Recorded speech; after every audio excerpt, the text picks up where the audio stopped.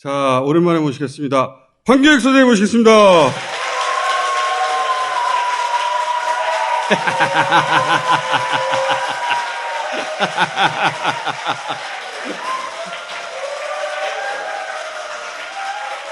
자, 세계 최초의 치사 칼럼니스트.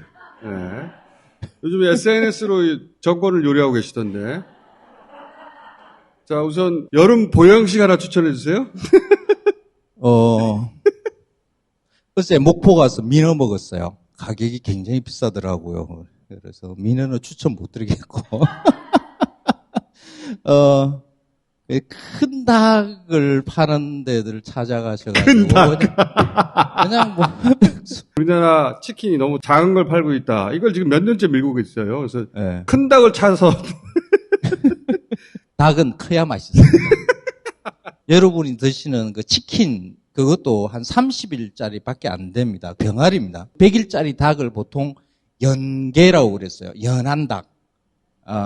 근데 그걸 말을 바꿔가지고 연계 이렇게 말을 그렇게 된 거구나. 한 거거든.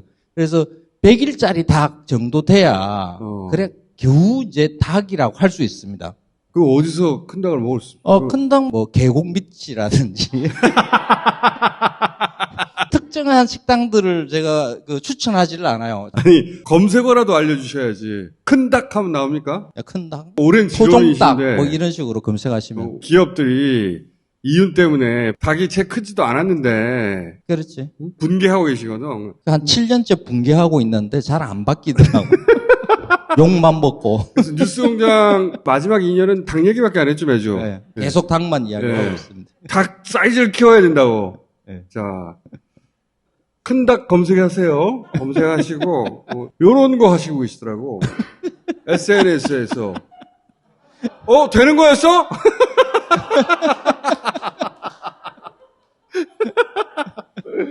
아니, 최순실이 청와대 취직했으면 되는 거 아니야? 그렇죠. 억울해 보이는 게 최순실은 1호기도 못 타봤을 거 아니에요.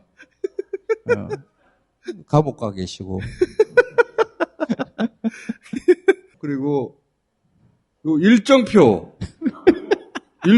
아무것도 없다 지적하니까 제가 매일 검색을 해요. 대통령실에 들어가가지고 뭔 일을 하고 있는가. 저거는 7월 4일 날 나토 갔다가 네. 왔는데 7월 1일, 2일, 3일, 4일째에 아무것도 없는 거예요. 일정표에. 제가 그걸 오후 1시쯤에 일정표에 아무것도 없다라고 페이스북에 올렸더니 거기서 지금 보고 있는가 봐. 한 2-3시간 만에 하나 만들어서 넣었어요. 요거 예. 도착.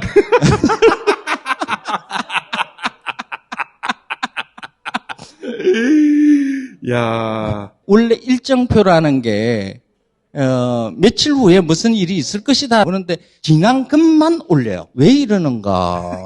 이러는가? 재밌어요. 여러분도 해보세요. 뭔 일을 하고 있는가? 요 사진. 이거는 충격적인 이런, 사진이에요. 네.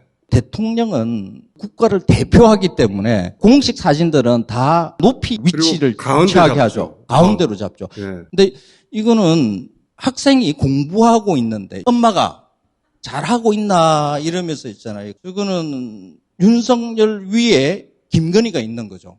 이런 사진은 사실은 밖에 배포가 안 되거든요. 안 되죠. 여러 가지 연출을 하다가 저게 찍혔을 수도 있어요. 그런데 그게 홍보 담당하는 분 뭐 이런 사람들은 다 전문가들이잖아요. 그러니까 저거는 내보내면 안 되는 거거든요. 설사 누군가 중간에 이 구도는 아니다 싶어도 최종 결정하는 사람이 오케이 했다는 거니까 김건희가 자기가 더 위다라는 걸 보여주려고. 그런 의도가 깔려있지 않는 한 이게 어떻게 나오냐 이거죠. 왜냐면 이 사진에 턱 걸렸다는 사람 진짜 많아요.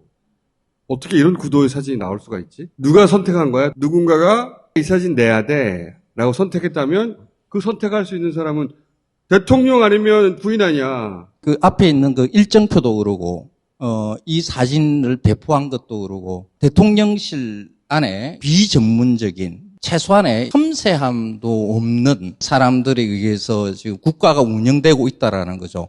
이게 굉장히 불안한 거죠. 다른 영역 또 그러지 않을까? 모든 영역이 다 그렇죠, 지금. 그렇죠. 가장 자기하고 직접 관련된 것들도 이렇게 하고 있는데. 그러니까 불안해요. 전쟁만 나지 말라라고 생각을 하면서 그냥 하루하루 보내고 있습니다. 검색하면서 맛있는 거 먹고. 이것도 난 재밌는 SNS였는데 갑자기 이제 탈중국 얘기하니까 그러니까 아니 밥 잘 차려서 먹다가 핸드폰으로 옆 동네 검색하는 거 아니냐 지금. 중국과 우리가 무역 수지가 꽤 괜찮은 편이에요. 그것도 최근 두 달은 적자예요. 30년 만에 처음이에요.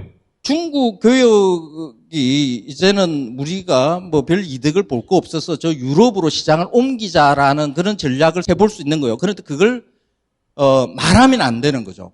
왜 말해? 지금 공격당하게. 4분의 1을 중국하고 하고 있는데 아직 차려지지도 않는 밥상 얘기. 그러니까 이게 베이컨트에서 그래요. 베이컨트. 이런 것만 맨날 생각하시는 거 아니에요? 윤석열 정부는 파먹을 게 너무 많아요. 예전에 블로그를 했었는데 이명박과 박근혜에 대해서 보통 하루에 한 건 정도 이렇게 했었어요. 하루에 한 건. 그런데 요즘은 하루에 한 30건 정도. 어마어마해요, 빈자리가. 20%의 지지율을 보게 될 것입니다. 저는 가능하다고 봅니다. 맞습니다. 가능합니다. 그러니까 윤석열의 지지율이 저렇게 폭락할 것이라는 것은 지난 대선 그 과정에서 이미 예견돼 있었어요. 윤석열을 선택하는 이유에 대한 설문에 보면 정권 교체를 위하여가 70%대였어요. 윤석열이 능력이 있어서 3%, 4%, 윤석열이 매력이 있어서 1%, 2%. 지금 그 윤석열을 선택하신 분들은 이미 정권 교체를 했기 때문에 충족된 거예요. 욕구가. 그러니까 조금의 윤석열이 잘못이 있어도 그냥 저렇게 급락하게 돼 있는 거죠. 몇 프로까지 떨어질 것 같아요. 저는 10%대 가능하다고 봅니다. 10%대? 저는 그때 대선 때 그 했던 그 조사 내용을 보면 한 4%대까지. 아니, 그 자료를 근거로 해서 하는 이야기예요. 윤석열의 능력과 인품을 믿는 분들, 제가 보기에는 한 4% 정도 될 것이다. 제가 거기까지는 생각 안 해봤어요. 최근 검색은 어떤 순위로 하시는 겁니까?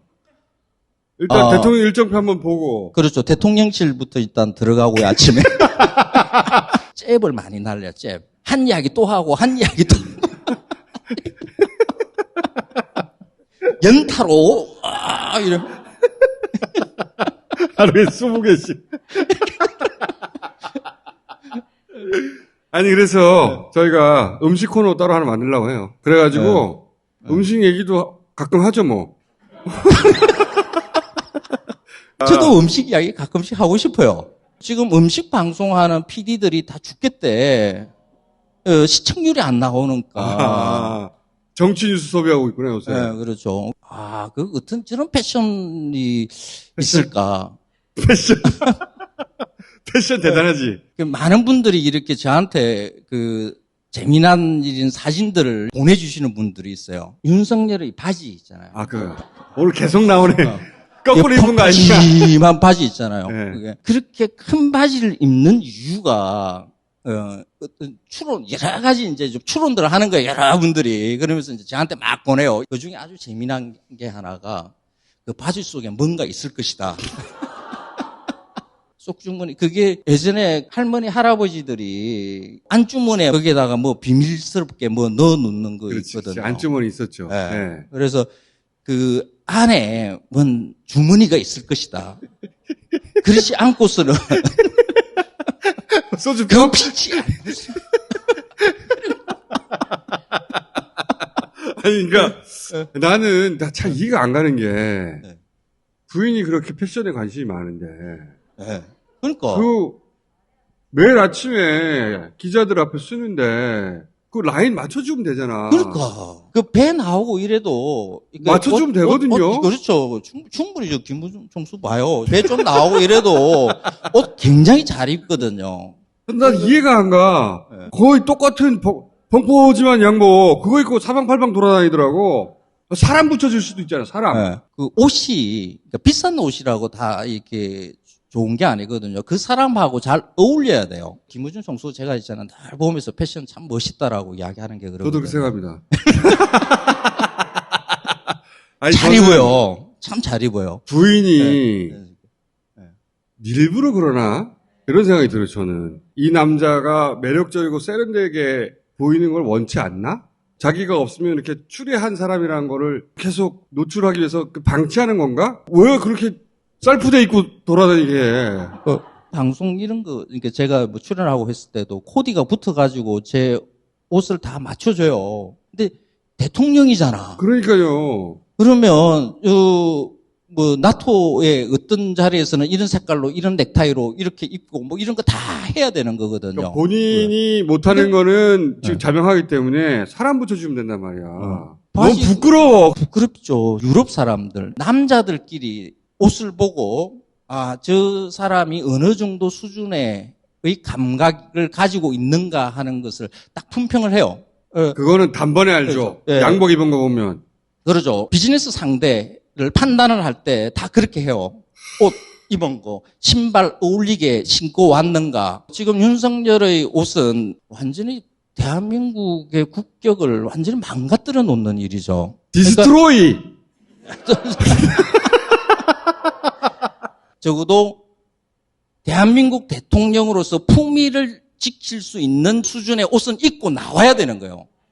지금 대한민국 국격이 문재인 정부 들어서 어마어마하게 좋아졌거든요. 우리 동네, 그러니까 고양시에 견과류 만드는 회사가 하나가 있어요. 견과류의 대부분이 원료는 수입이에요. 가공해서 봉지에 넣어서 파는데 외국에서는 그게 어마어마하게 인기가 있다는 거야. 그거 왜 인기가 있느냐? 그 뒤에는 메이드 인 코리아인 거예요. 메이드 인 코리아이기만 하면 한국이 굉장히 매력적인 나라로 떴는데 최근 한국에 3, 4년 사이에 급속하게 그렇게 컸어요. 그렇죠. 한국을 여행하고 싶은데 코로나 상황도 그러니까 우리가 옛날에 미제 이러면 일제 이러면 독일제 이러면 뭐 조그마한 것도 있잖아요. 가지고 싶어 하고 이랬잖아요. 손톱깎이도 뭐 독일제 그죠. 그런 현상이 발생한 거예요. 봉지에 들어가 있는 게 메이드 인 코리아 한국을 체험하고 싶은 거죠. 그래서 그게 문재인 정부 때 있었던 일이에요. 이 국가 브랜드가 굉장히 중요해요. 그 국가 브랜드에서 가장 앞서서 그 브랜드를 이끌고 가는 사람이 모든 국가에서 똑같아요. 대통령이나 수상 같은 사람이거든요. 근데 지금 윤석열과 김건희는 지금 이때까지 쌓아놓은 국가 브랜드 다 망가뜨리고 있는 거죠. 심각한 문제예요. 자, 오늘 여기까지 할게요. 여기까지. 저한테 음식 이야기가 궁금해요? 아니면 정치 이야기하는 게 궁금해요? 섞어주세요. 네. 둘 다요? 네. 먹으면서 같이 먹게. 알겠습니다. 자, 오늘 여기까지 하겠습니다. 감사합니다. 고맙습니다.